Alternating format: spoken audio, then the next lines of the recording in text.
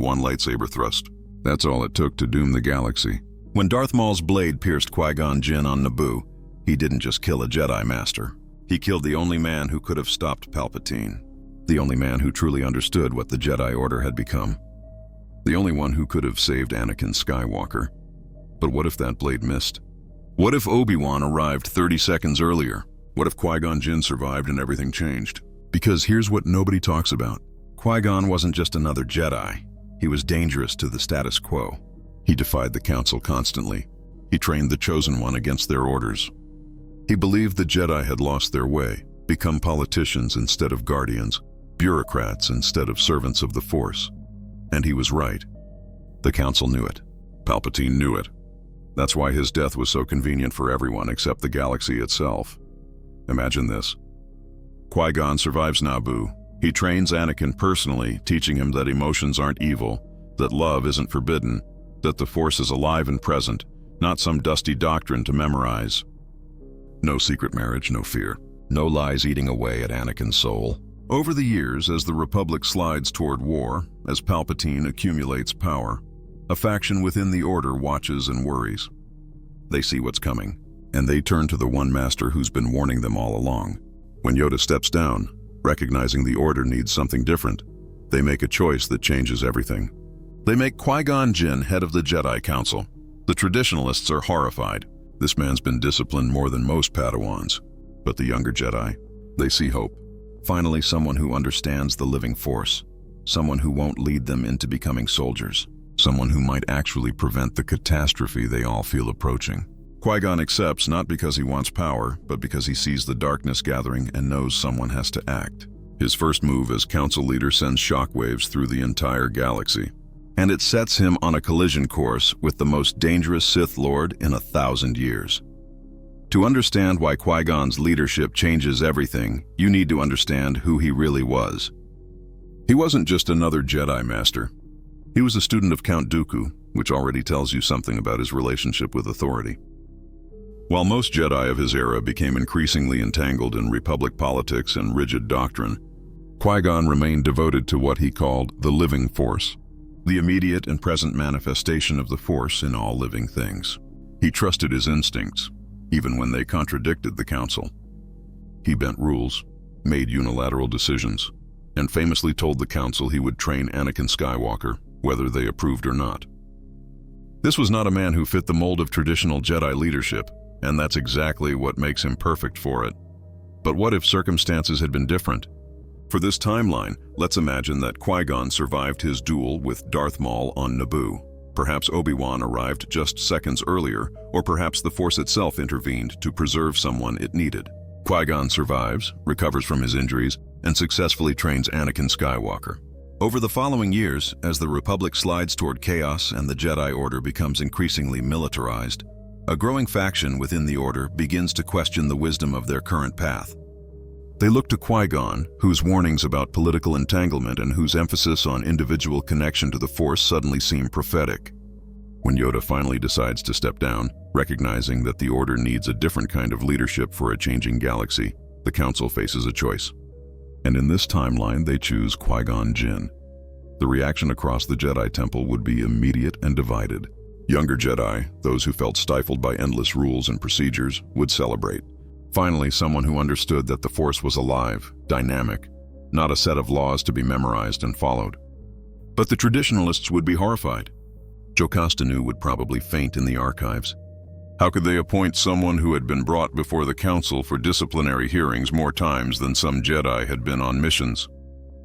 But Qui-Gon accepts, not because he wants power, but because he sees what's coming.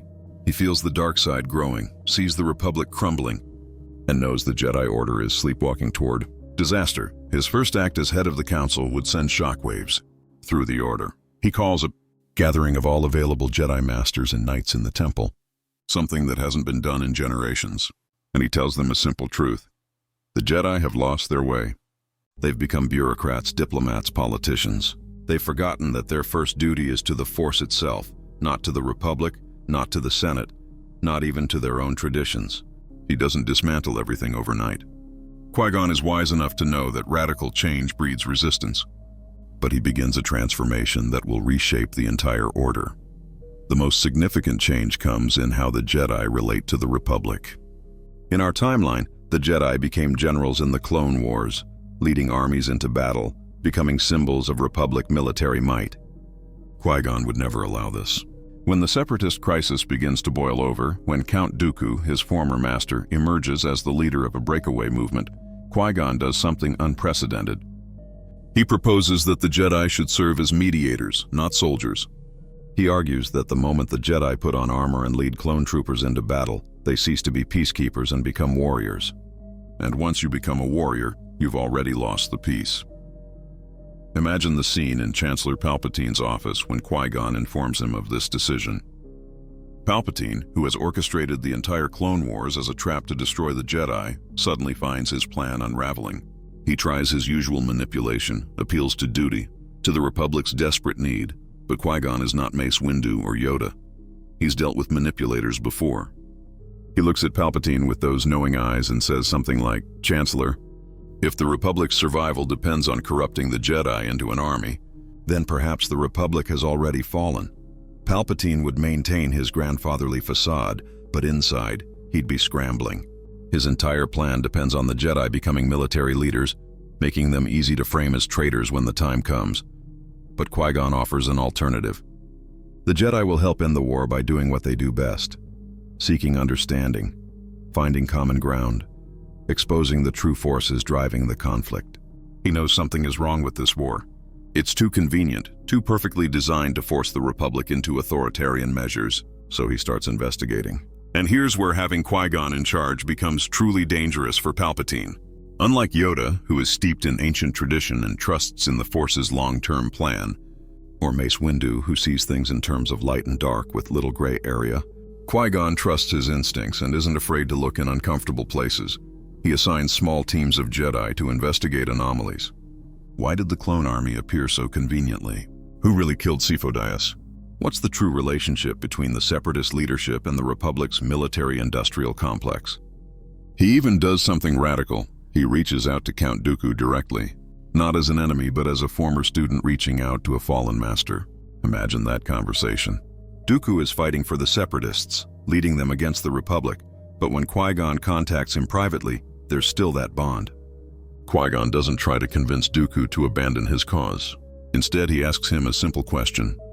"Master, do you truly believe you're in control of the Separatist movement, or are you being used by something darker?"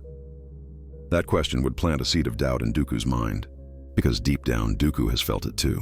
The way Sidious manipulates him keeps him at arm's length, the sense that he's a tool rather than a true partner. In our timeline, Dooku never breaks free from Sidious's control, but with Qui-Gon asking the right questions, maybe things could be different. Even if Dooku doesn't turn back to the light immediately, the doubt is there, growing.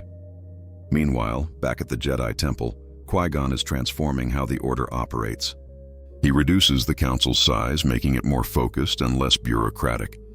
He institutes what he calls living force meditation, encouraging Jedi to spend less time in the archives and more time in the real world, among real people, feeling the force as it flows through life. This isn't just philosophical, it's practical. Jedi who are connected to the living force are more likely to sense disturbances, to feel when something is wrong. The dark side cloud that has been blinding the Jedi, Qui-Gon approaches it differently. Instead of trying to see through it, he teaches Jedi to feel around it, to trust their immediate connection to the Force rather than relying on grand visions and prophecies. This brings us to perhaps the most important change in this timeline: Anakin Skywalker. In our timeline, Anakin was trained by Obi-Wan, who loved him but struggled to handle his emotional intensity. The Council distrusted Anakin, kept him at arm's length, refused him the rank of master even when Palpatine pushed for it. They sensed his potential for darkness and responded with suspicion and restriction. It was exactly the wrong approach, and it drove Anakin straight into Palpatine's arms. But with Qui-Gon as head of the Council, everything changes. More importantly, when Qui-Gon becomes head of the Council, one of his first reforms is addressing the Jedi Order's rule about attachment. He doesn't abolish it entirely, he's not naive about the dangers, but he opens a dialogue about it. He proposes that mature Jedi, those who have proven their commitment and emotional stability, should be allowed to form families if they choose. The Force flows through all life, he argues. How can the Jedi truly serve life if they cut themselves off from one of its most fundamental aspects? This is incredibly controversial. Masters like Mace Windu argue that this will lead to divided loyalties, that Jedi with families will prioritize their loved ones over the greater good. But Qui-Gon counters, aren't we already seeing that prohibition doesn't work? Jedi hide their relationships, lie to the Council, and when crisis comes, they're torn between their duty and their hearts, with no guidance, no support. Better to acknowledge reality and teach Jedi how to balance these aspects of life than to pretend they don't exist. So when Anakin and Padme marry, it's not in secret. Oh, it's still a private ceremony, but Anakin doesn't have to hide his marriage from Qui-Gon. He confides in his master, and Qui-Gon, while perhaps having reservations about the intensity of Anakin's feelings, doesn't condemn him. Instead, he becomes a mentor in this aspect of Anakin's life too. He helps Anakin understand that Padme is her own person with her own path, not something to be protected and controlled. This one change ripples out in profound ways. When Padme becomes pregnant, Anakin doesn't have to hide it. He doesn't descend into paranoid nightmares alone, terrified that she'll die and he'll lose everything. Instead, he has support. Qui-Gon is there, reminding him that death is a natural part of life, that the Force will guide them, that fear of loss is the path to darkness, not the loss itself. The Jedi healers, no longer bound by rules that would punish Anakin for his relationship, actually help ensure Padme receives the best possible care. The isolation that drove Anakin to Palpatine in our timeline? It doesn't exist here, but Palpatine is an idol. He's been grooming Anakin since he was a boy, sensing the incredible power within him, planning to turn him into his new apprentice. With Qui-Gon changing the game, Palpatine has to adapt. He's still Chancellor, still trusted, still playing the role of the kindly politician who just wants to help. He continues to befriend Anakin, to offer him a sympathetic ear. But he finds his usual tactics less effective. When he tries to plant seeds of doubt about the Jedi, Anakin defends them more vigorously. When he suggests that the Jedi are holding Anakin back, Anakin points out that Master Qui-Gon has actually given him more freedom, not less. Palpatine realizes he needs a different approach, so he shifts focus. If he can't turn Anakin easily, and if the Jedi won't become his army, he needs to force a different crisis. He accelerates certain aspects of his plan. The attack on Coruscant happens earlier. The kidnapping, the desperate space battle above the capital. But here's where things diverge dramatically. In our timeline, the Jedi were already militarized, already spread thin across the galaxy as generals. In this timeline, they're not. When Grievous attacks Coruscant, there are actually more Jedi available to defend it.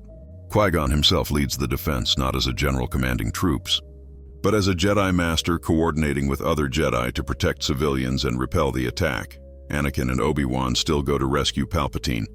That part remains similar because Palpatine makes sure of it. He needs Anakin there for what comes next. The confrontation with Count Dooku happens aboard Grievous's flagship. But here's the critical difference. When Dooku is defeated, when he's on his knees before Anakin with lightsabers at his throat, and Palpatine urges Anakin to kill him, Anakin hesitates. He's been trained by Qui-Gon to respect all life, to understand that killing a defenseless prisoner isn't justice, it's murder. He remembers conversations with his master about the difference between a warrior and a murderer, about how the dark side whispers that might makes right, that your enemies deserve no mercy. Anakin doesn't kill Dooku. He refuses, looking Palpatine right in the eye and saying, "That's not the Jedi way." And in that moment, Palpatine realizes he's lost his grip on Anakin. But he's adaptable. He's survived for decades by being adaptable. So he changes tactics yet again. He affects relief, praises Anakin's mercy, plays the benevolent Chancellor. But he's already planning his next move because time is running out. The Jedi are investigating, Qui-Gon is asking dangerous questions, and soon they might uncover the truth. Count Dooku, now a prisoner, presents an unexpected complication for Palpatine. In our timeline, Dooku died aboard that ship, never getting a chance to reveal what he knew. Here, he's alive, and Qui-Gon insists on personally overseeing his imprisonment and interrogation. The reunion between former master and student is emotional. Dooku is proud, arrogant, but also tired. He's seen the separatist cause he believed in twisted into something darker. And when Qui-Gon visits him in his cell, when they talk not as enemies but as two men who once shared a bond, Dooku begins to open up. He doesn't immediately confess everything. Dooku's pride won't allow that. But he drops hints.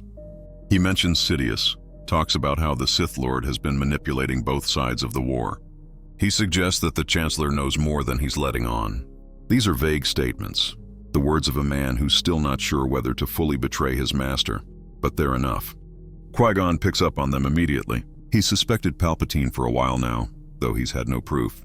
The way the Chancellor has accumulated power, the emergency measures that never seem to be temporary, the convenient crises that always expand his authority. It's been too perfect, too orchestrated. Qui-Gon does something that Mace Windu would never do. He doesn't immediately confront Palpatine or move to arrest him. He doesn't have enough evidence yet, and he knows that Palpatine is dangerous in ways beyond just political power. Instead, he begins a careful investigation. He assigns his most trusted Jedi to watch Palpatine, to investigate his background, his associates, his private activities. He reaches out to Senator Organa and Mon Mothma, politicians he trusts, and begins quietly discussing the constitutional crisis the Republic is facing. He's building a case, gathering allies, preparing for the moment when he'll have to act. But Palpatine senses something is wrong. The Force warns him that danger is approaching. He doesn't know exactly what the Jedi have discovered, but he knows he's running out of time. So he decides to force the confrontation on his terms. He begins spreading rumors through his network of spies and informants, suggesting that the Jedi are planning a coup, that they intend to take over the Republic by force. It's a lie, of course, but it's a believable lie. The Jedi have always been powerful and somewhat separate from Republic authority. In times of crisis, people are ready to believe the worst. Then Palpatine makes his move. He calls an emergency session of the Senate and delivers a speech. He claims to have uncovered a Jedi plot to overthrow the legitimate government of the Republic. He produces fabricated evidence, communications that his agents have forged, testimony from paid witnesses. It's all lies, but it's convincing lies, and the Senate is frightened. They've been at war for years. They're exhausted, desperate for security, ready to believe that any threat must be eliminated. Palpatine calls for the arrest of the Jedi Council, claiming they're traitors who must be brought to justice for the safety of the Republic. But here's where Palpatine's plan runs into a problem. In our timeline, the Jedi were spread across the galaxy as military commanders, isolated, easy to pick off with Order 66. Here, they're concentrated on Coruscant and other key worlds, focused on investigation and meditation rather than warfare. When Palpatine gives the order for clone troopers to march on the Jedi Temple, the Jedi are ready. Not because they expected this exact betrayal, but because Qui-Gon has been preparing for something to go wrong. He's had Jedi quietly securing the temple, establishing escape routes, preparing for the possibility that they might need to evacuate younglings and non-combatants. The attack on the Jedi Temple still happens, and it's still devastating. Clone troopers, loyal to Palpatine and following orders they believe are legitimate, assault the temple in force. But the Jedi resistance is more organized.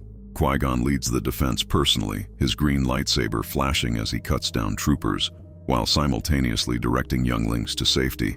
Masters like Mace Windu, who might have disagreed with many of Qui-Gon's reforms, stand beside him now, because whatever their differences, they're still Jedi, and the Order is under attack.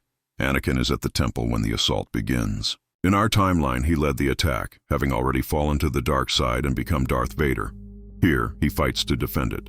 When clone troopers storm through the halls, Anakin is right there with Obi-Wan and Ahsoka, protecting younglings, holding corridors, buying time for others to escape.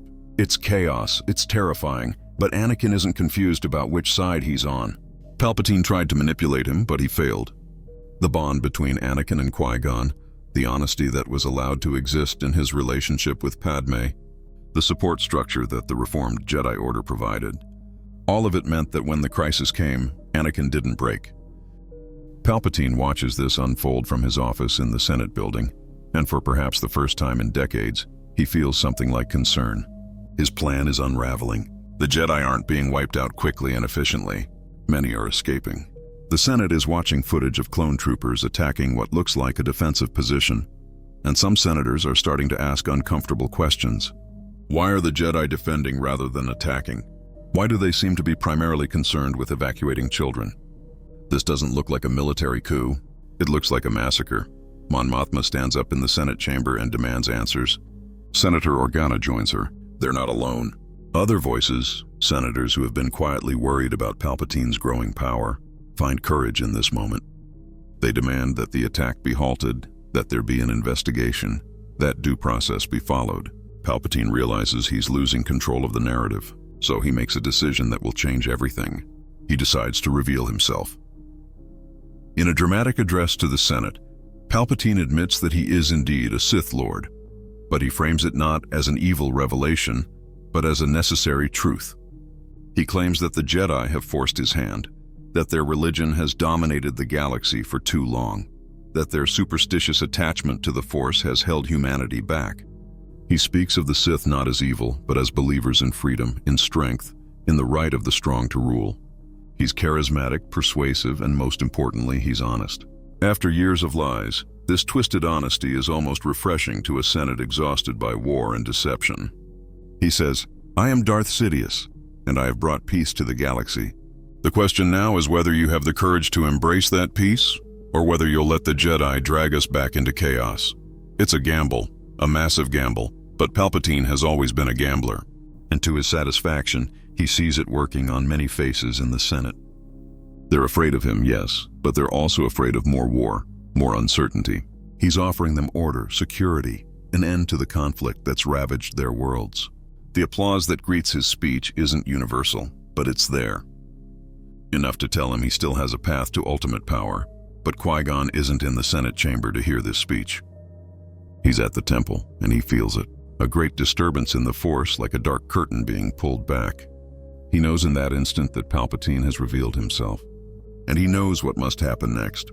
He can't let Palpatine consolidate his power.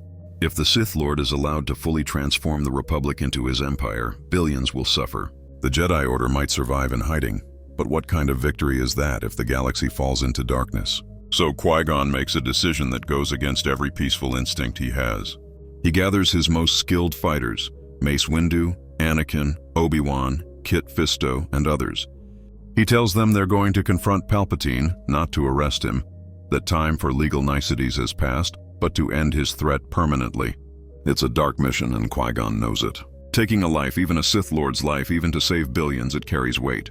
But sometimes he tells his strike team the living Force demands difficult choices. Sometimes, refusing to act is itself a choice that leads to greater suffering. They leave the temple under cover of the continuing battle, slipping through evacuation tunnels and emerging in the lower levels of Coruscant.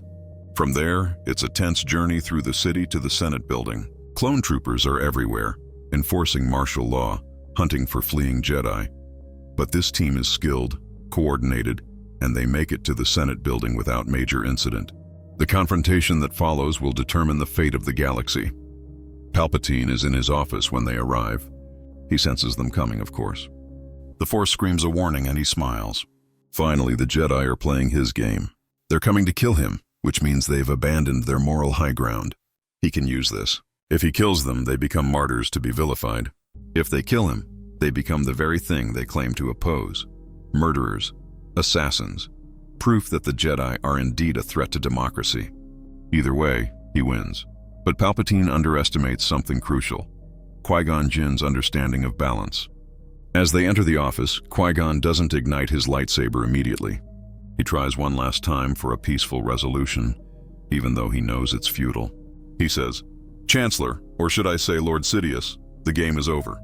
The Jedi know what you are. The Senate will know, those who don't already. You can surrender, face justice, and perhaps in that choice find some redemption. Or we can end this here and now. Choose." Palpatine laughs, that cold Sith laugh. He says something like, "Master Jinn, always the optimist. But you've already made your choice by coming here. You come to kill me, to murder a democratically elected leader. And you speak of justice?" He rises from his desk and the pretense of being a frail old man drops away. The power radiates from him, dark and terrible. "I am the Senate. I am the Republic. I am the living embodiment of order that this galaxy desperately needs. And you, your relics, priests of a dying religion, trying to hold back inevitable progress. If you want to stop me, then strike me down and become the very thing you've spent 1,000 years claiming to oppose. It's a trap, and Qui-Gon knows it. But it's a trap they've already stepped into." Mace Windu moves first, igniting his purple blade and lunging forward. The others follow, lightsabers blazing, and the office explodes into a storm of Force lightning, whirling blades, and raw power. Palpatine is more powerful than any of them anticipated. He's been hiding his true strength for decades, and now it's unleashed. His Force lightning arcs out, hitting Kit Fisto and throwing him back into the wall with lethal force. His lightsaber appears in his hand, that red blade moving almost faster than the eye can follow. But he's facing some of the Order's finest warriors, led by a man who has spent his entire life trusting the living Force. Qui-Gon doesn't try to match Palpatine's raw power. Instead, he flows with the Force, feeling its currents, anticipating moves before they happen. When Palpatine strikes at him, he's already moving, deflecting, redirecting. Anakin and Obi-Wan fight in perfect synchrony, the way they've trained together for years, covering each other's weaknesses. Mace Windu channels his Vapad form, walking the edge between light and dark, using Palpatine's own darkness against him. The battle is fierce, destructive. The office is torn apart, windows shatter, furniture disintegrates under Force blasts. Clone troopers try to intervene, but Obi-Wan and Anakin hold the door, preventing reinforcements from overwhelming them. It all comes down to Qui-Gon and Palpatine circling each other in the ruins of the office. Palpatine is still confident. He's killed Jedi before, powerful Jedi. He's the Dark Lord of the Sith, the culmination of 1,000 years of planning and preparation. He will not lose to this maverick, this rule breaker who never even respected his own order. But Qui-Gon isn't fighting for the order, not really. He's fighting for the Force itself, for balance, for all the life in the galaxy that Palpatine would crush under his authoritarian rule. And in that moment, trusting completely in the living Force, Qui-Gon sees an opening. Palpatine overextends, just slightly, thinking he's about to land a killing blow. Qui-Gon doesn't block it. He moves inside it, too close for the lightning, too close for the lightsaber to be effective. And he drives his own blade through Palpatine's chest. The Dark Lord of the Sith stumbles back, shock on his face. This wasn't how it was supposed to end. He had foreseen so many possible futures, planned for so many contingencies, but he never truly believed these Jedi could defeat him. His power flares one last time, a wave of dark side energy that knocks everyone back, cracking walls, and then he collapses. Darth Sidious, Emperor Palpatine, the architect of the Clone Wars and the planned genocide of the Jedi, dies on the floor of his office, his grand plan incomplete. The silence that follows is profound. The Jedi stand among the wreckage, breathing hard, some wounded, all exhausted. Kit Fisto is dead. Perhaps one or two others didn't survive the battle, but Palpatine is defeated. The Sith's grand plan has failed. Qui-Gon doesn't celebrate. He feels the weight of what they've done, the life they've taken, even if it was necessary. He says a brief prayer to the Force, asking for guidance, for wisdom in what comes next. Because killing Palpatine was only the beginning. Now they have to figure out how to save the Republic from its own worst instincts. The news of Palpatine's death spreads quickly through Coruscant and then the galaxy. The reaction is mixed, chaotic. Some systems celebrate, seeing it as liberation from a tyrant. Others mourn, believing the propaganda that Palpatine was their savior. The clone troopers stand down, confused by contradictory orders and the sudden loss of their supreme commander. The Separatists, leaderless with both Dooku captured and Grievous killed in the battle over Coruscant, begin negotiating for peace. The Clone Wars don't end cleanly, but they end. The Jedi face an immediate problem: legitimacy. They killed the Chancellor, whatever else he was. Some in the Senate call them heroes. Others call them assassins. The Republic teeters on the edge of complete collapse. But Qui-Gon, working with Senator Organa, Mon Mothma, and other trustworthy political leaders, helps facilitate a transition. He makes it clear that the Jedi have no interest in ruling. A provisional government is established. Emergency elections are called. Gradually, painfully, the Republic begins to heal. It's not easy. There are remnants of Palpatine's regime who resist, military commanders who try to seize power in the chaos, systems that attempt to break away entirely. But without a Sith Lord orchestrating everything, without the overwhelming might of a galactic empire, these threats are manageable. The Republic survives, scarred but intact. The Jedi Order faces its own reckoning. They lost many in the attack on the temple. Their reputation is damaged, some seeing them as political actors rather than neutral peacekeepers. Qui-Gon addresses these concerns head-on. He oversees the complete withdrawal of Jedi from any military roles. He establishes new guidelines for Jedi involvement in political matters. They can advise, they can mediate, but they cannot command. The Order becomes smaller, more focused. returning to its roots as servants of the Force rather than servants of the Republic. The reforms Qui-Gon started before the crisis continue and deepen. The rule against attachment is officially relaxed, with careful guidelines and support structures in place. Jedi are encouraged to maintain connections with their birth families when appropriate, to understand the full spectrum of sentient experience, not just the isolated life of the temple.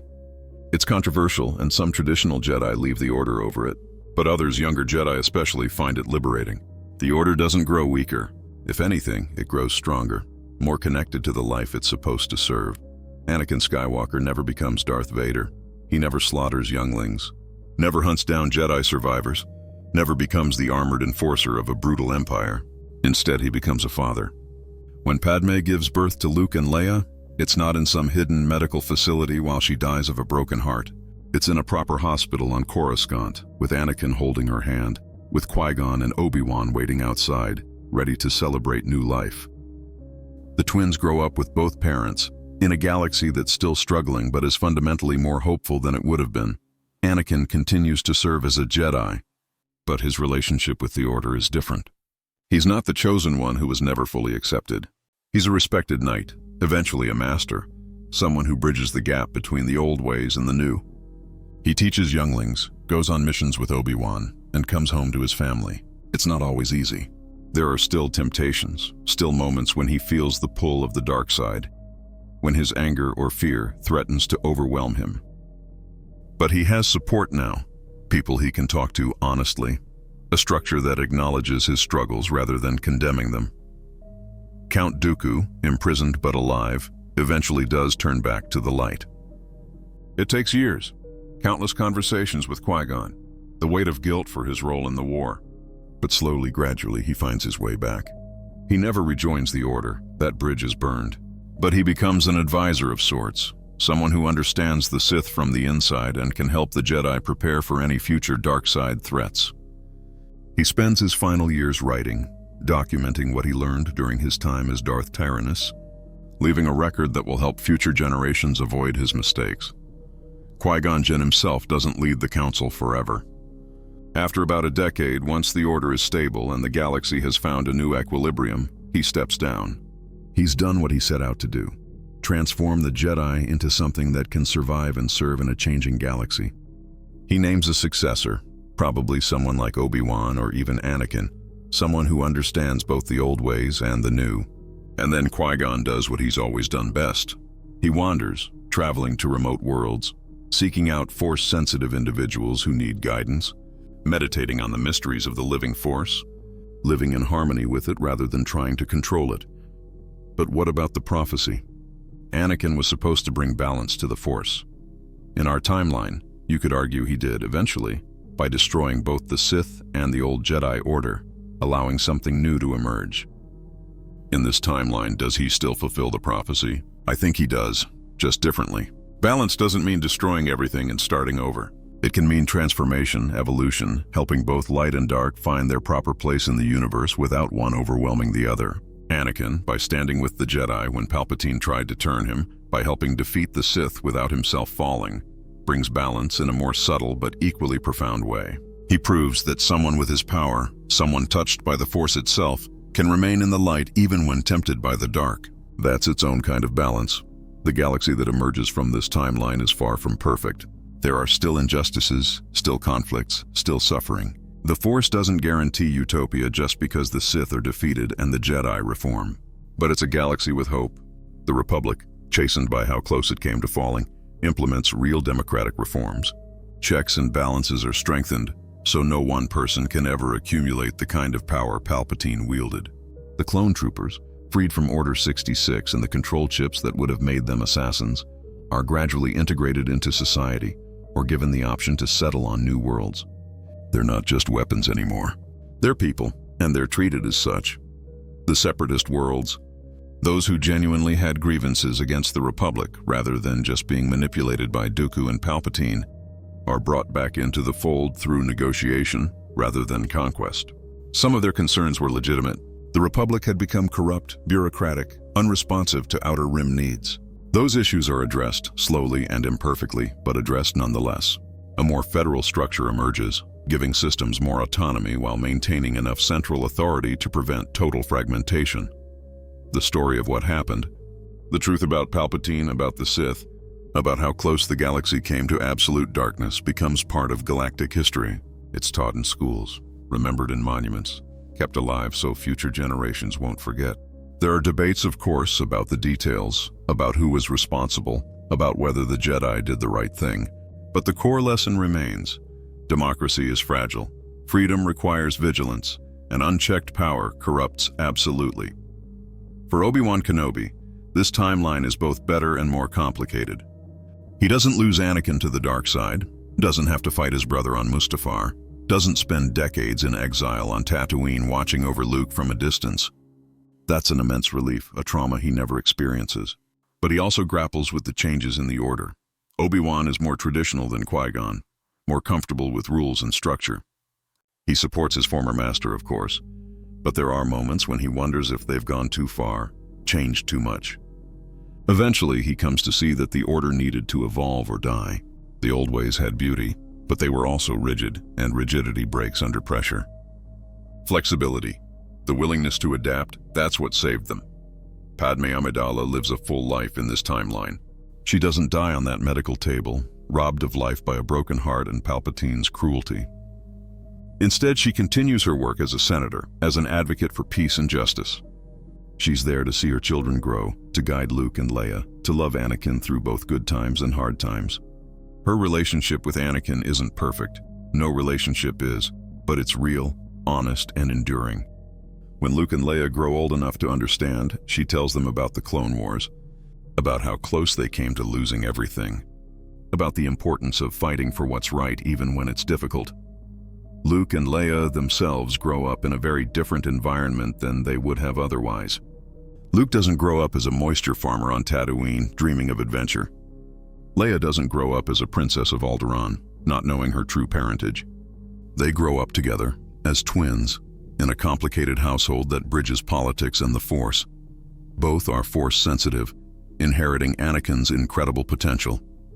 Qui-Gon takes a personal interest in their training, seeing in them the future of the Order. Luke is eager, enthusiastic, much like his father was at that age. Leia is more cautious, more politically minded, but no less powerful. Both eventually become Jedi, but they bring their own perspectives, their own innovations. The Order continues to evolve, generation by generation. Ahsoka Tano's path changes as well. In our timeline, she left the Jedi Order after being falsely accused and feeling betrayed by the Council. In this timeline, with Qui-Gon leading, the political machinations that led to her being framed either don't happen or are handled differently. Even if something similar occurs, Qui-Gon's more flexible and trusting approach might make her feel supported rather than abandoned. She might stay in the Order, becoming one of its great knights, a bridge between the traditional Jedi and the newer, more open approach. Or she might still choose to leave, but on better terms, maintaining her connection to the Force and to her friends without the bitterness. Either way, she doesn't end up as a lone warrior trying to survive in the ruins of the Order. She's part of something larger, something hopeful. The question of the Sith lingers. Palpatine is dead, but the rule of two suggests there should be an apprentice somewhere. In our timeline, that was Vader, but Anakin never falls in this reality. Does Palpatine have another apprentice? There are probably Sith artifacts still hidden throughout the galaxy. Ancient temples, holocrons, places steeped in dark side energy. These become the focus of specific Jedi missions. Not to destroy all traces of the dark side, that would be impossible and perhaps even unwise, but to secure dangerous knowledge, to prevent it from falling into the wrong hands. Anakin, with his deep understanding of both light and dark, leads many of these missions. He's uniquely qualified, having felt the pull of the dark side, having been tempted by Palpatine but having chosen the light. He can walk into places heavy with darkness without being consumed, can study Sith teachings without falling prey to them. The galaxy's relationship with Force sensitives changes gradually. For centuries, the Jedi were the only organized group of Force users, the only legitimate path for someone discovering their abilities. But in the aftermath of the Clone Wars and the Sith's exposure, other traditions begin to emerge or resurface. The Night Sisters of Dathomir, the Guardians of the Wills, various minor Force cults and traditions that had been overshadowed by the Jedi. Qui-Gon's more open approach means the Jedi don't try to suppress these groups. Instead, they engage with them, learn from them, sometimes collaborate. The Force is vast, and the Jedi way, enlightened as it might be, is not the only way. This plurality actually strengthens the light side, creating a diverse ecosystem of Force traditions rather than a monoculture vulnerable to single-point failure. Technology and the Force begin to intersect in new ways. The revelation that Palpatine used Sith alchemy and technology in his schemes prompts investigation into how the Force can be studied, understood, perhaps even harnessed in ethical ways. This is controversial. Many Jedi believe the Force should never be approached as a tool or a resource, that such thinking is the beginning of the dark side. But others argue that understanding is not exploitation, that studying the Force through scientific as well as mystical lenses could deepen everyone's connection to it. These debates shape the Order for decades, never fully resolved but constantly pushing Jedi to think more deeply about what they believe and why. The economic and social changes in the galaxy are profound. The military-industrial complex that thrived during the Clone Wars has to adapt to peace. Many corporations that made fortunes selling weapons and warships face decline. Some attempt to pivot to reconstruction, to building rather than destroying. Others resist, even fund insurgencies or pirate groups to create demand for their products. The post-war period is messy, full of transitions and adjustments. But without an empire consolidating power, without slavery being institutionalized across the galaxy as it was under Palpatine, the overall trajectory is toward greater freedom and justice. Even if progress is uneven, the clone troopers' story deserves special attention.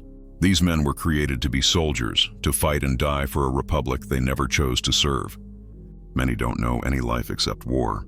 In the aftermath, there's a massive effort to help them integrate into society. Some choose to continue as peacekeepers or military advisors. Others want nothing to do with combat and learn new trades.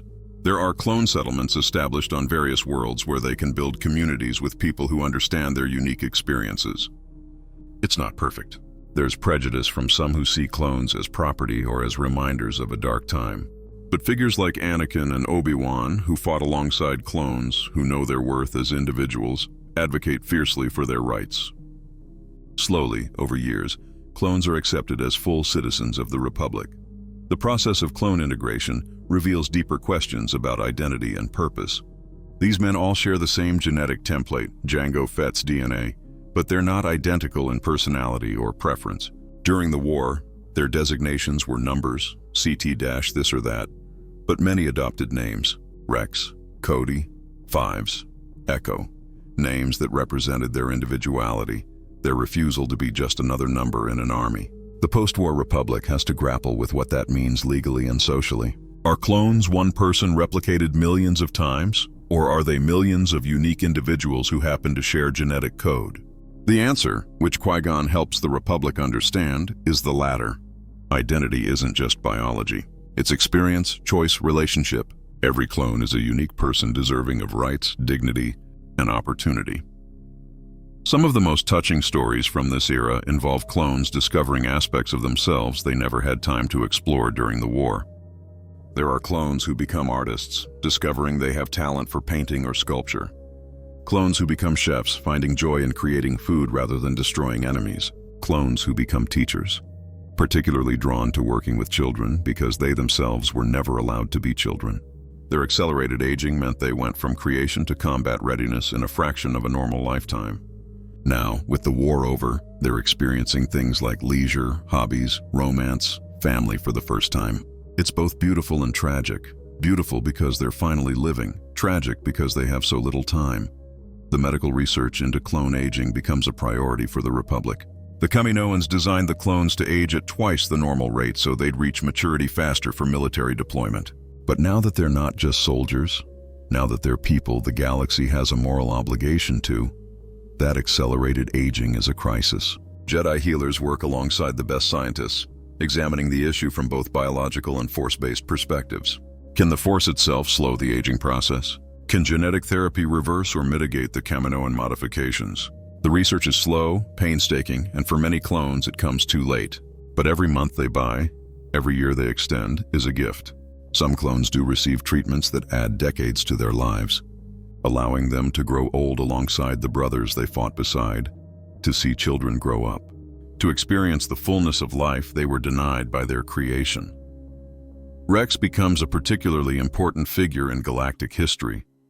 In our timeline, he survived Order 66, fought in the rebellion, grew old still fighting. In this timeline, he gets to do something different. He becomes an advocate, a voice for clone rights, a bridge between the military past and the civilian future. He works closely with senators like Padme Amidala and Bail Organa, helping craft legislation that protects clone veterans, ensures they receive benefits, guarantees them citizenship. He also becomes close to the Skywalker family. Anakin considers Rex a true friend, not just a soldier he commanded, and Rex becomes an honorary uncle to Luke and Leia. Watching him play with the twins, these children who will grow up free in ways he never could, is a powerful symbol of what the galaxy fought for. Commander Cody's path is more complicated. He was Obi-Wan's second in command, fought beside him in countless battles. In our timeline, it was Cody who received Order 66 and fired on Obi-Wan, trying to kill the Jedi he'd served alongside. He had no choice. The inhibitor chip in his brain compelled him. In this timeline, Order 66 either never activates because Palpatine is killed before he can give the order, or it activates briefly, but the Jedi's prepared defensive position at the temple means they can respond. Either way, Cody doesn't succeed in killing Obi-Wan, but the fact that he tried even under mind control haunts him. When the chips are discovered and removed from the clones, when they learn they were programmed assassins waiting to be activated, many clones struggle with the knowledge. Cody struggles most of all. He has nightmares about what he might have done, what he was created to do. Obi-Wan helps him through it, assuring him that he's not responsible for programming imposed on him without consent, that the man Cody chose to be is what matters, not what the Kaminoans tried to make him. It takes years, but eventually Cody finds peace. He ends up working in mental health services for other clones, helping his brothers deal with their own trauma and existential questions. The discovery of the inhibitor chips is itself a major moment in this timeline. In our reality, the chip's existence was discovered too late to save the Jedi. Here, with more time and resources, with Jedi specifically investigating Sith plots and clone army anomalies, the chips are found earlier. Maybe it's a medical examination after a clone exhibits strange behavior, or maybe it's Qui-Gon following one of his instincts, sensing something wrong in the Force whenever he's around large groups of clones. However it happens, the discovery is shocking. Every single clone has a chip in their brain designed to turn them into assassins on command. The ethical implications are staggering. These men were enslaved not just socially, but neurologically, their very thoughts subject to external control. The Republic immediately begins surgical removal procedures, but it's a massive undertaking. Millions of clones, each requiring delicate brain surgery. It takes months, and during that time there's fear. What if Palpatine activates the chips before they can be removed? What if some clones choose to keep them, loyal to their programming? Most clones, when they learn the truth, are horrified and eager to have the chips removed. They want control over their own minds, their own choices. But there are a few, particularly those who've struggled to adapt to peace or who feel lost without military structure, who question whether they should. The chip gives them purpose, certainty, clear orders to follow. Without it, they have to figure out who they are and what they want. That's frightening for anyone, but especially for people who were literally created to serve a single function. The Jedi Council, under Qui-Gon's leadership, rules that chip removal is a right but not a requirement. They can't force medical procedures on anyone, but they also work to ensure that clones who keep their chips are monitored, that the chips are disabled so they can't be activated, that these individuals receive counseling and support. Ultimately, almost all clones choose removal. The few who don't find other ways to cope with peace, and over time, most of them eventually request the surgery anyway, once they experience what it's like to make decisions that are truly their own. The relationship between Anakin and Padme deepens and matures in this timeline in ways it never could in the shadows. In our reality, their relationship was defined by secrecy, by stolen moments, by the constant fear of discovery. That kind of pressure can make love intense but also unstable. Here, while they still face challenges, they face them openly. When they disagree, they can actually work through it, rather than suppressing conflict out of fear that any crack might expose their secret. Padme continues her political career, eventually rising to become one of the most influential senators in the Republic. She's instrumental in the post-war reconstruction, in the democratic reforms that prevent another Palpatine from rising. But she also has a life outside politics. She's a mother, a wife, a person with interests and relationships beyond her public role. Anakin learns from her in ways he never did when their relationship was hidden. He sees how she navigates political complexity, how she compromises without abandoning principles, how she builds coalitions and finds common ground. These are skills Jedi often lack. They're used to being mediators, but mediators who stand above conflicts, not politicians who must get their hands dirty in the messy work of governance. Anakin brings some of Padmé's political sophistication back to the Order, helping other Jedi understand how to be effective in the political sphere without being consumed by it. He becomes known for his ability to talk to anyone, from the highest senator to the lowest level maintenance worker, to find common humanity even in disagreement. It's a far cry from the Anakin who might have become Vader, whose response to conflict was increasingly violence and domination. Their children, Luke and Leia, grow up in a unique environment. They're raised partly on Coruscant, in the Skywalker family's apartment, but they also spend time at the Jedi Temple and in the Senate building. They see their father meditate and train with a lightsaber, but they also see their mother debate legislation and negotiate treaties. They understand from an early age that there are multiple ways to serve the galaxy, that power comes in many forms. Both children are incredibly Force-sensitive, as expected given Anakin's heritage, but they approach the Force differently. Luke is more like Qui-Gon, intuitive, drawn to the mystical aspects, eager to explore the Force's mysteries. Leia is more analytical, more interested in how the Force intersects with politics and society, how it can be understood and perhaps channeled for the greater good without falling into the trap of trying to control it.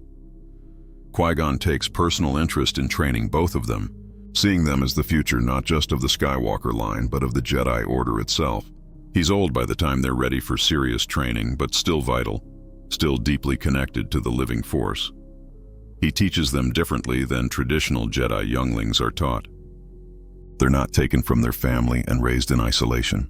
Instead, they remain with Anakin and Padmé, receiving training at the temple but going home every night. It's a new model, one that Qui-Gon is pioneering. Can Jedi be raised within families and still maintain the emotional balance and commitment necessary for their role? The experiment is watched closely by everyone in the Order. If it succeeds with the Chosen One's children, it could become the new standard. Luke's training is joyful, almost playful at times.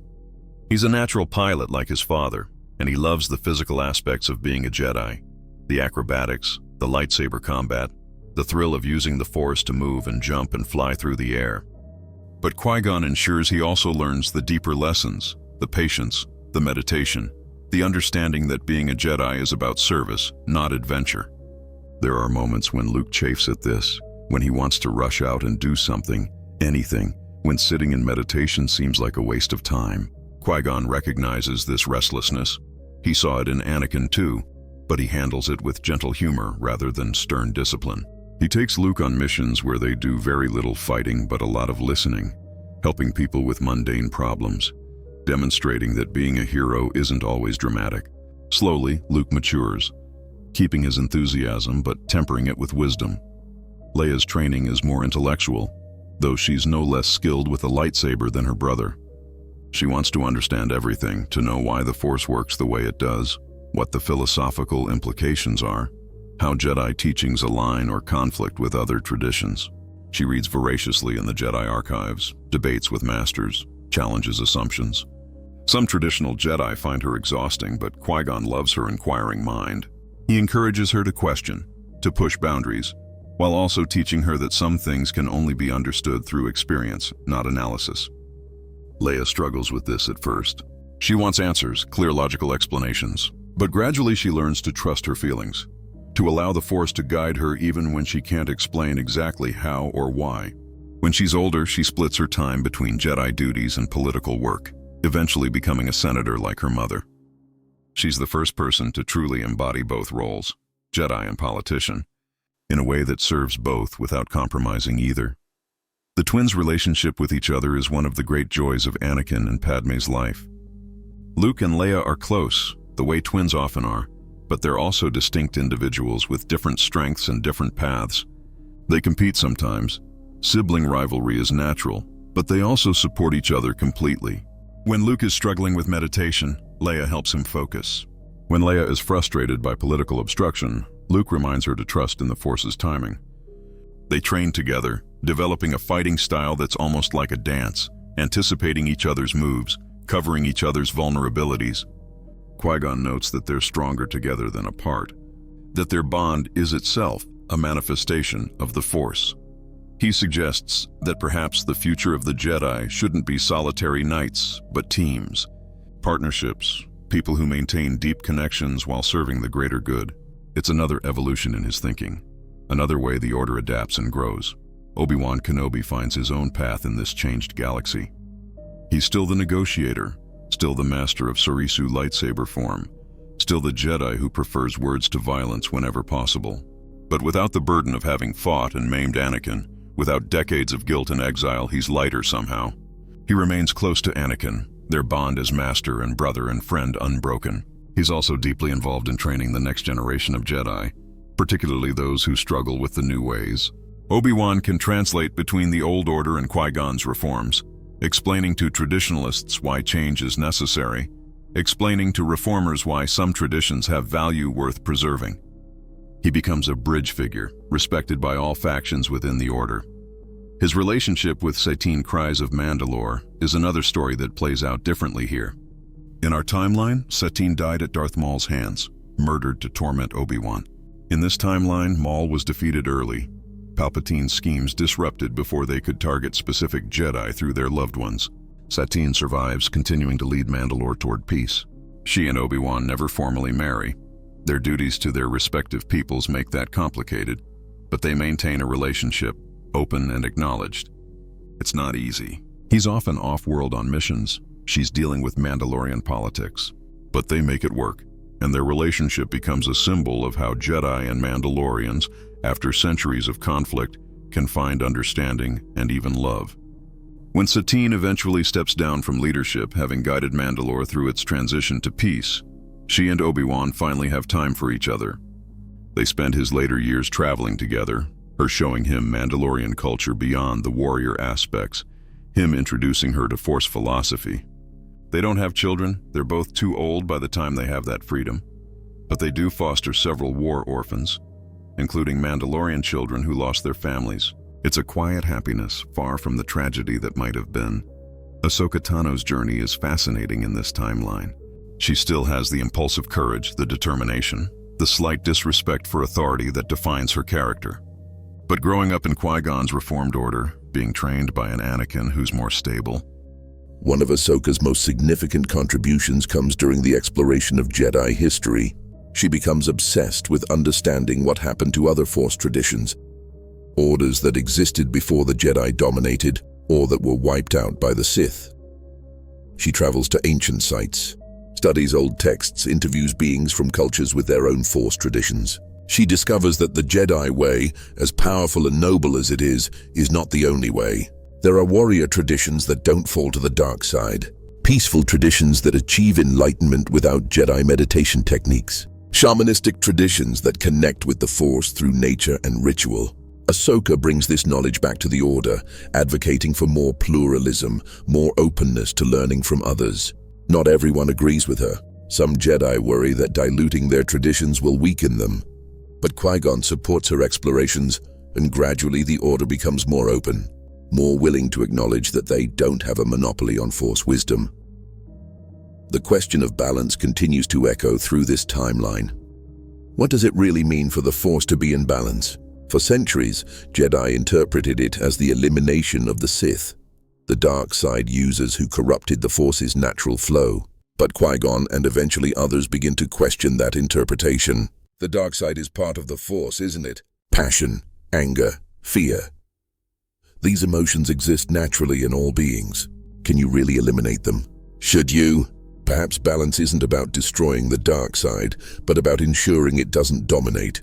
That light and dark exist in proper proportion. This is dangerous thinking for many Jedi. It sounds too close to the kind of rationalization that leads people to embrace the dark side. But Qui-Gon argues that refusing to think about these questions doesn't make them go away. Better to examine them openly in the light than to let them fester in shadow. Some Jedi begin studying the dark side more directly, not to use it, but to understand it. This is controversial. Yoda, before he fully stepped back from council duties, warned against it. The dark side is seductive, he'd say. Study leads to curiosity, curiosity to experimentation, experimentation to corruption. But Qui-Gon counters that ignorance didn't protect the Order from Palpatine. They didn't sense him partly because they didn't truly understand what they were looking for. If Jedi are going to protect the galaxy from dark side threats, they need to recognize them. So controlled study begins. Always with safeguards, always with multiple Jedi present to ensure no one falls, always with intensive meditation and light side grounding before and after. Some Jedi, like Anakin, who's felt the dark side's pull and resisted, are particularly valuable in this research. They can explain what the temptation feels like from the inside, help develop better training to recognize and resist it. This doesn't mean the Order becomes grey Jedi or falls into moral relativism. The distinction between light and dark remains crucial. The light side is about compassion, selflessness, peace. The dark side is about selfishness, domination, violence. Those fundamental truths don't change. But understanding your enemy, understanding the darkness, makes you better able to fight it. And acknowledging that every person has darkness within them, that even the most devoted Jedi feels anger or fear sometimes, makes the Order more honest, more human, less brittle. It's a middle path between the old Order's rigid denial of emotion and the Sith's complete embrace of passion. Feel your emotions, acknowledge them, understand them, but don't let them control you. Don't pretend they don't exist, but don't surrender to them either. The exploration of ancient Jedi sites yields fascinating discoveries. On planets like Tython, Jeddah, and Ossus, archaeological teams uncover artifacts and texts from the Order's earliest days, from before it had codified into the structure that existed for the last 1,000 years. They discovered that the ancient Jedi were more diverse in their practices than modern Jedi realized. Some ancient Jedi married and had families. Some served as warriors, others as healers, others as scholars, others as mystics. There wasn't one right way to be a Jedi. There were many paths, all leading toward the same goal, serving the Force and the galaxy. This historical evidence supports Qui-Gon's reforms, showing that he's not inventing something new, but rather recovering something old, something lost when the Order became too focused on standardization and central control. These discoveries also reveal uncomfortable truths. The Jedi Order, for all its nobility, has made mistakes throughout its history. There were times when Jedi became too involved in politics and ended up supporting corrupt regimes. Times when they were too isolationist and failed to help people who needed them. Times when they were too aggressive in finding Force-sensitive children, essentially taking them from families, whether it was truly best or not. Times when they fought wars that perhaps didn't need to be fought. The Order's history is not one of pure heroism. It's complex, with failures as well as triumphs. Acknowledging this is painful for many Jedi, but it's also freeing. If the Order was never perfect, then admitting current flaws and working to improve isn't betraying the Jedi legacy. It's honoring it by doing what the best Jedi have always done, striving to be better, to serve more effectively, to grow in wisdom and compassion. The archives undergo massive reorganization during this period. For centuries, knowledge was controlled, with many texts restricted to masters only, some knowledge sealed away entirely. Jocasta Nu, the chief librarian, had been a guardian of these restrictions, believing that dangerous knowledge should be kept from those not ready for it. But after Palpatine's defeat, after it becomes clear that hidden knowledge didn't protect the Order but rather left them vulnerable to what they didn't understand, the policy changes. Most restrictions are lifted. Padawans can access texts that were previously masters only. The Sith holocrons and dark side artifacts are still secured, but they're studied rather than simply locked away. The philosophy becomes transparency over secrecy, trust over control. Some knowledge is genuinely dangerous, yes, but treating Jedi like children who can't be trusted with difficult truths does more harm than good. This openness extends to the galaxy at large. The Jedi begin sharing more of their knowledge with non-Force sensitives. Not the techniques for using the Force, obviously, but the philosophy, the ethical frameworks, the meditation practices that can benefit anyone. Universities across the Republic start offering courses in Jedi philosophy. It's not religious instruction. The Republic maintains separation between spiritual traditions and state, but it's cultural and historical education, exploring one of the galaxy's most influential philosophies. This has an unexpected benefit. It demystifies the Jedi. When people understand Jedi beliefs and practices, when they're not shrouded in mystery, there's less fear and suspicion. The Jedi become seen as people with special abilities, yes, but people nonetheless, not mystical beings beyond comprehension. The economic transformation of the post-war galaxy is perhaps less dramatic than the political and social changes, but it's no less important. The Clone Wars saw massive military spending, the creation of enormous industries devoted to producing weapons, ships and supplies for the Grand Army of the Republic and various planetary defense forces. When the war ends, all that capacity needs to be redirected. There are proposals for massive infrastructure projects, rebuilding worlds damaged by the war, connecting systems that have been isolated, improving the quality of life in the Outer Rim, where Republic presence has always been weak. These projects employ millions, including many clone troopers and demobilized soldiers who need work. It's not perfect. Some corporations resist the shift from military to civilian contracts, where profit margins are smaller. There's corruption, inefficiency, projects that go over budget or fail completely, but the overall direction is positive, toward building rather than destroying, toward connection rather than division. The Jedi contribute to this economic transformation in unexpected ways. Some Jedi have always been healers, but in the wake of the war, the demand for their services skyrockets. Millions were physically or psychologically wounded. Jedi healers, working alongside conventional medical personnel, help them recover. But there aren't enough Jedi healers to meet the need, so they begin training non-Force-sensitive medical personnel in some of their techniques. Not the Force healing itself, but the holistic approaches, the understanding of how mind and body connect, the meditation and mindfulness techniques that aid recovery. This knowledge transfer improves medical care across the galaxy.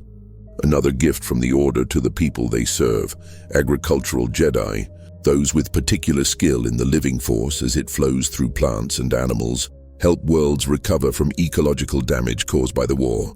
Bombarded worlds where nothing grows, planets strip-mined for resources to feed the war machine, ecosystems disrupted by military activity, all of these need restoration. Jedi work with scientists and farmers to revive these damaged worlds. They can't do it alone. The Force isn't magic that can simply undo years of destruction, but they can sense what the land needs, guide the restoration, help life return to places where it's been driven out. It's slow generational work, but it's deeply satisfying in a way that combat never was. These Jedi are literally healing the galaxy. The Jedi relationship with the Force itself deepens and becomes more nuanced during this era. For centuries, understanding of the Force had been relatively stable, codified in teachings passed down through generations. But the trauma of nearly losing everything, the realization that their understanding was incomplete, prompts new exploration. Qui-Gon leads much of this, but others contribute as well. They begin to understand the Force not as a tool or even as an energy field, but as something closer to a living consciousness, a vast intelligence that encompasses all life. This has profound implications. If the Force is conscious, then using it isn't just about technique or power. It's about relationship, about communication, about listening as much as acting. Meditation becomes less about achieving specific mental states and more about opening oneself to what the Force is trying to communicate. This is difficult. The Force doesn't speak in words, and interpretation is always uncertain. But Jedi who approach it this way report profound experiences, a sense of connection and purpose that goes beyond anything they felt before. This deeper understanding helps explain the prophecy about the Chosen One. Anakin was supposed to bring balance to the Force. But what does that mean? In this timeline, the answer becomes clearer. Balance isn't a static state where everything is perfectly equal and unchanging. It's a dynamic process, a constant adjustment, like a living being maintaining homeostasis. The Force as a living consciousness was out of balance. The Sith had grown too powerful and secret, while the Jedi had become too rigid and disconnected. Anakin's role, whether he understood it or not, was to catalyze the changes necessary to restore dynamic balance. By being the reason Qui-Gon fought so hard to reform the Order, by defeating Palpatine without falling to darkness, by bridging the gap between attachment and detachment, he fulfilled the prophecy. Not through destruction, but through transformation. The Force isn't balanced because there's no conflict, but because the forces of light are strong enough, flexible enough, wise enough to meet whatever challenges arise. The discovery of other Force-sensitive traditions across the galaxy accelerates during this period. The Night Sisters of Dathomir practice their own form of Force magic, different from Jedi techniques but no less real. The Guardians of the Wills on Jedha have their own spiritual practices centered on the Force. The Lasat Honor Guard have Force traditions. The Dagoyan Masters on Bardada, dozens of others, scattered across the galaxy, often isolated, sometimes deliberately hiding from Jedi recruitment. These groups have been there all along, but the Jedi, focused on their own tradition, often ignored or marginalized them. Now Qui-Gon's more open order reaches out, not to convert them or subsume them into Jedi teachings, but to learn from them, to understand how they experience and use the Force. These exchanges enrich everyone involved. Jedi learn new techniques, new perspectives. Other traditions gain recognition and respect, no longer feeling threatened by Jedi dominance. Some Force sensitives who might have become Jedi instead choose to join these other traditions, and the Order accepts that, recognizing that there are many valid paths to serving the Force. This pluralism creates complexity, but also resilience. In the old days, if the Jedi Order fell, Force tradition would nearly disappear from the galaxy. But in this new era, the Force is understood and practiced by many different groups, in many different ways. They're all connected, all drawing on the same underlying reality, but they're diverse enough that no single catastrophe could destroy all Force knowledge. It's the difference between a monoculture, vulnerable to any blight, and an ecosystem with multiple species, robust and adaptable. The Force traditions of the galaxy become more like the latter, and the galaxy is safer for it. The establishment of new Jedi outposts across the galaxy reflects this changing philosophy. The temple on Coruscant remains the central hub, but it's no longer the only significant Jedi facility. Smaller temples are established on dozens of worlds, particularly in the Outer Rim, where Jedi presence has always been limited. These aren't just outposts, they're communities. Each develops its own character, influenced by the local culture, while remaining connected to the larger order.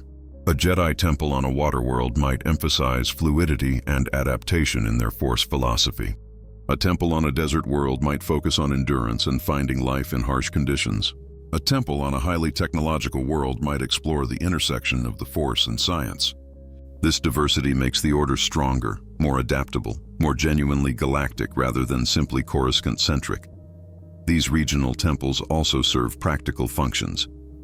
They're closer to the people they serve, more responsive to local needs.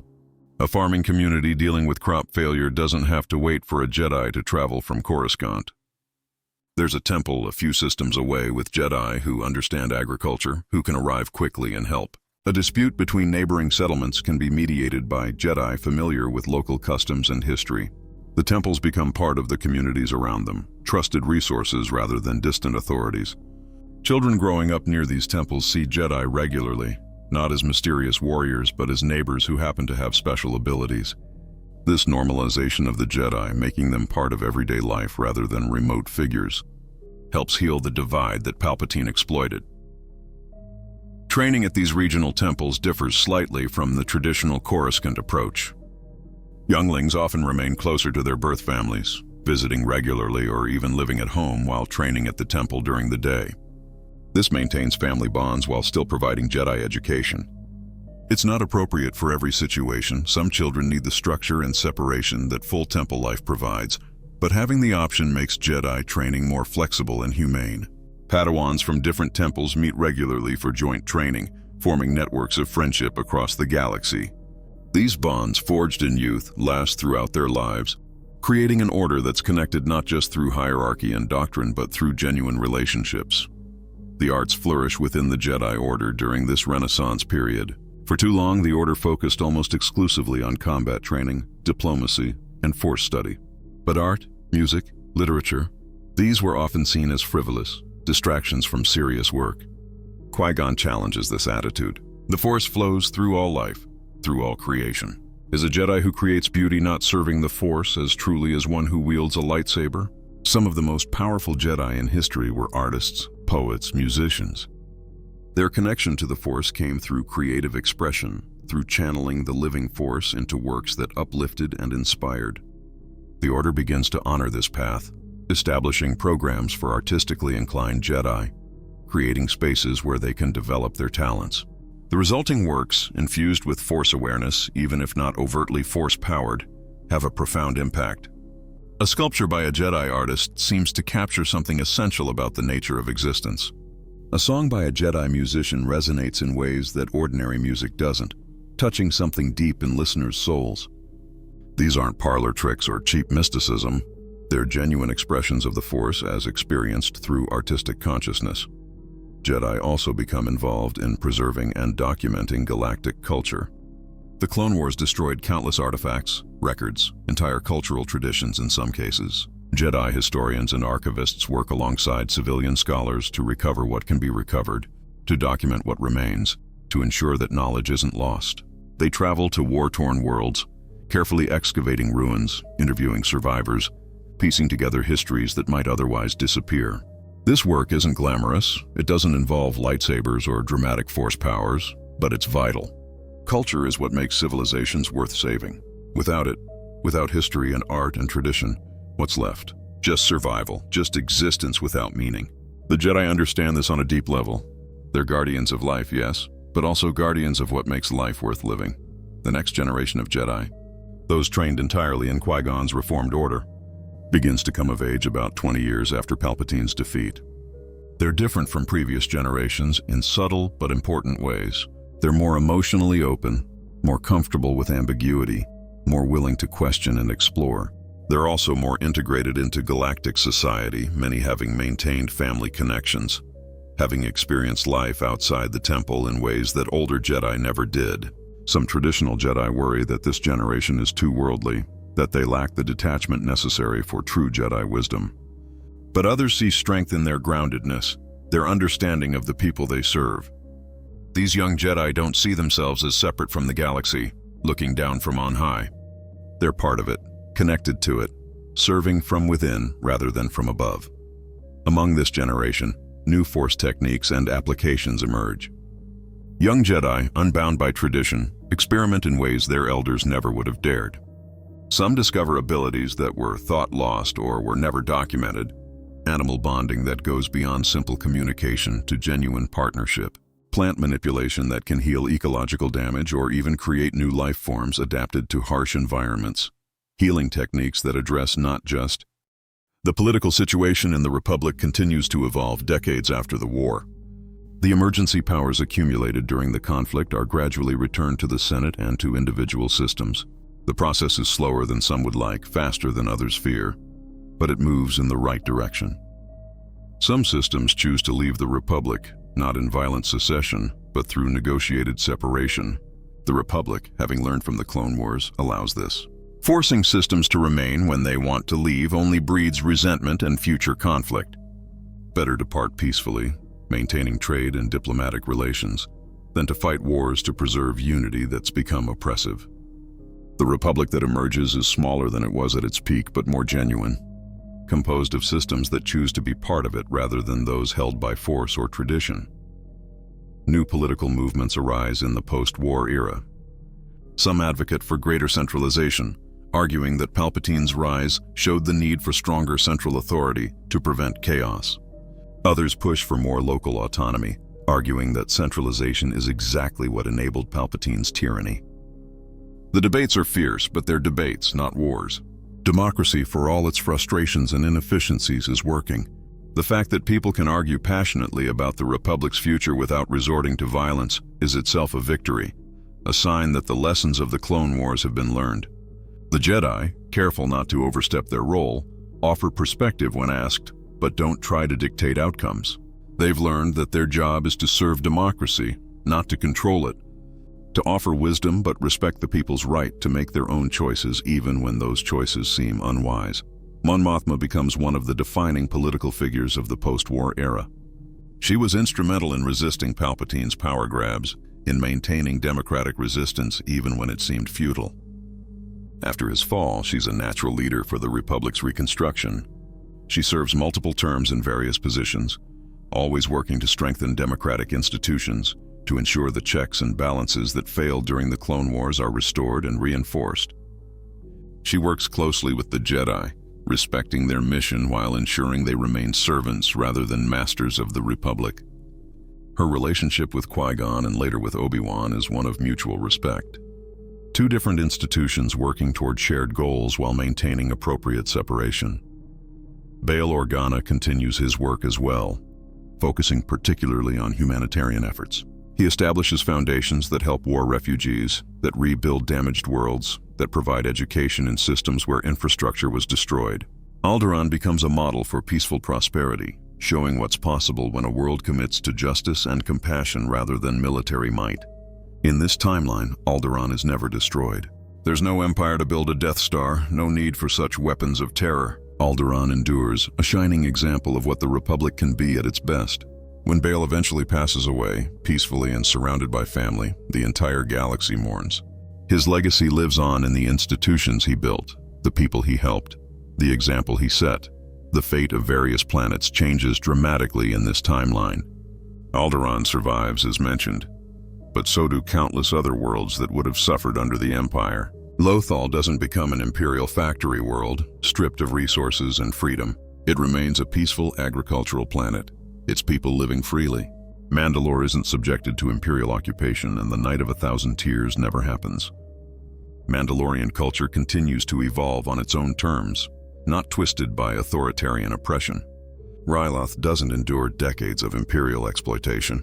The Twi'leks rebuild after the Clone Wars, addressing their own internal issues without external tyranny complicating everything.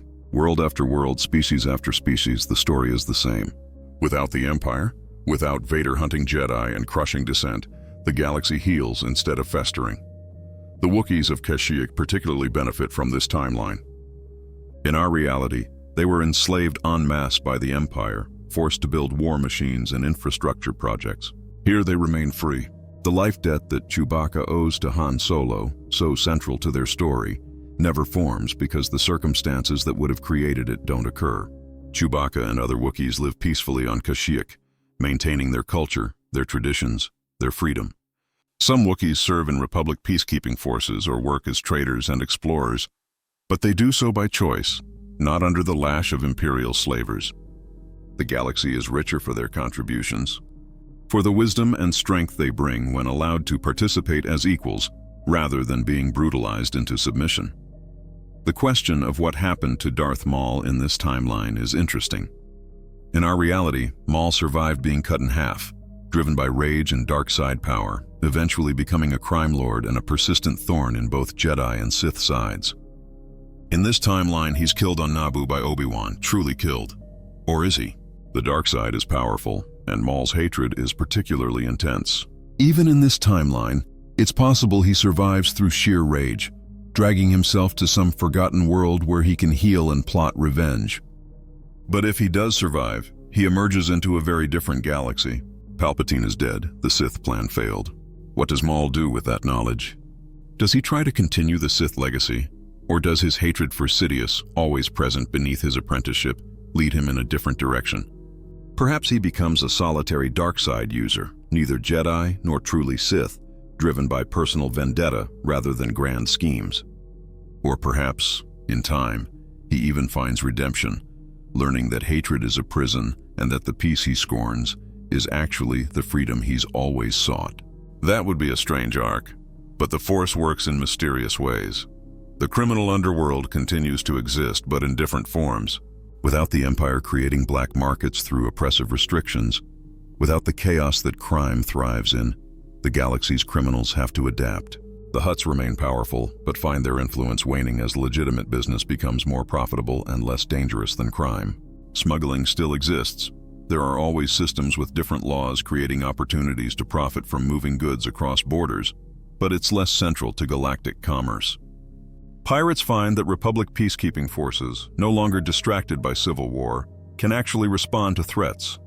Many pirate gangs are broken up.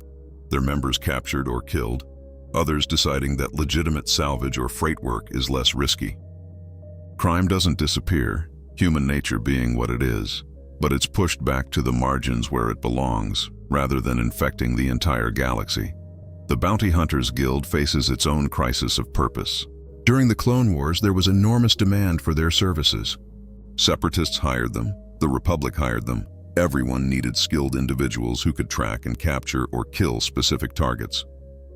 After the war, demand dropped sharply.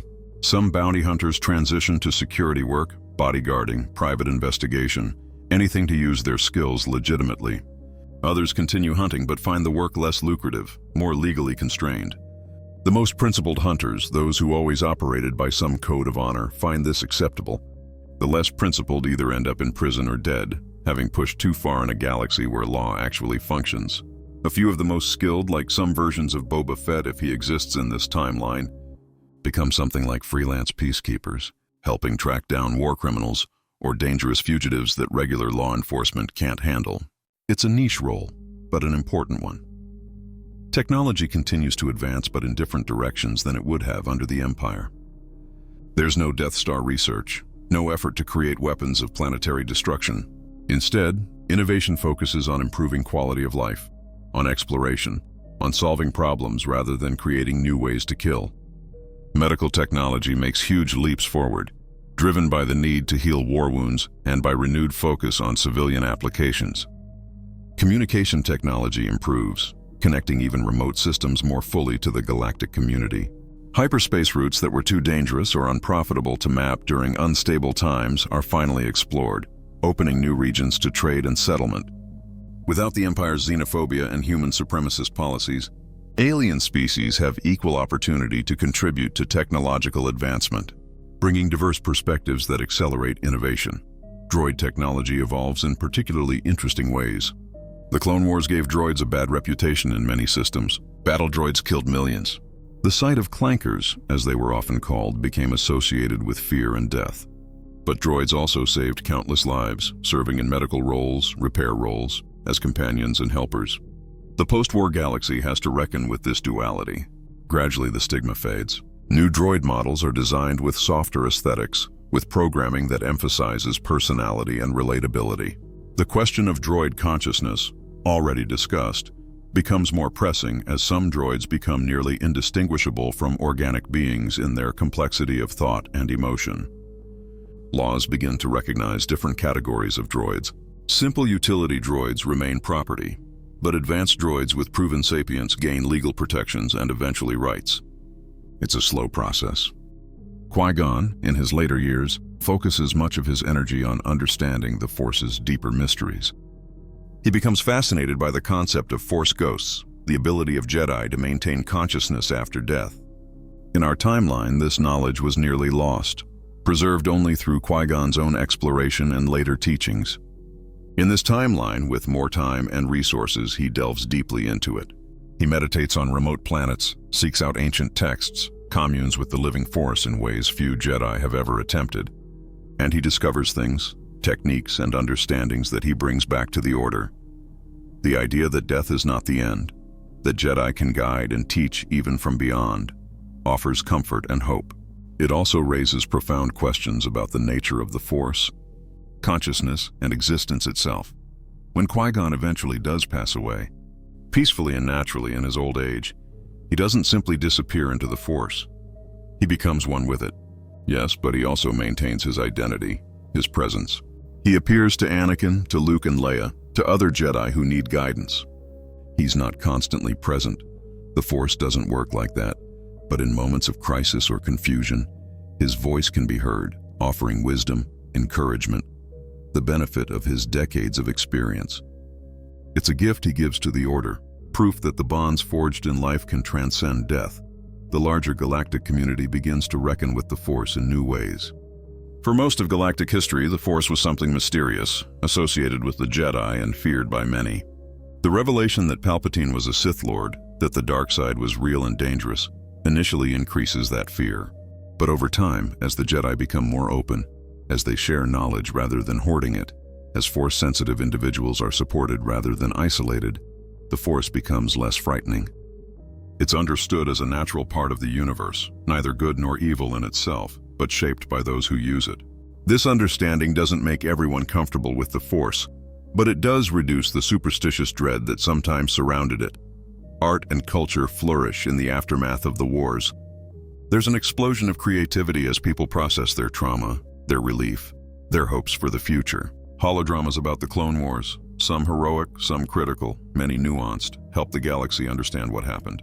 Music, visual art, literature, all explore themes of conflict and reconciliation, darkness and light, tyranny and freedom.